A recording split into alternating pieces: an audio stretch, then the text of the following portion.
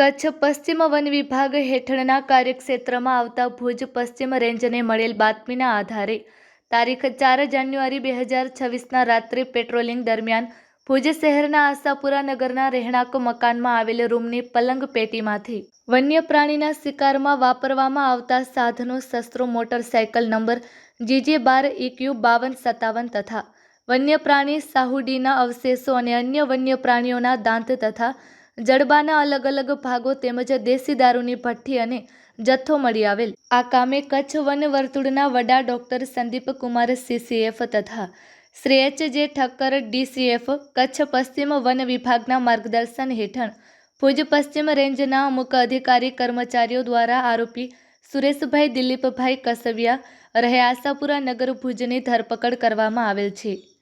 આરોપી વિરુદ્ધ વન્ય પ્રાણી સંરક્ષણ અધિનિયમની વિવિધ કલમો તળે ગુનો નોંધી કાયદેસરની કાર્યવાહી કરવામાં આવેલ છે.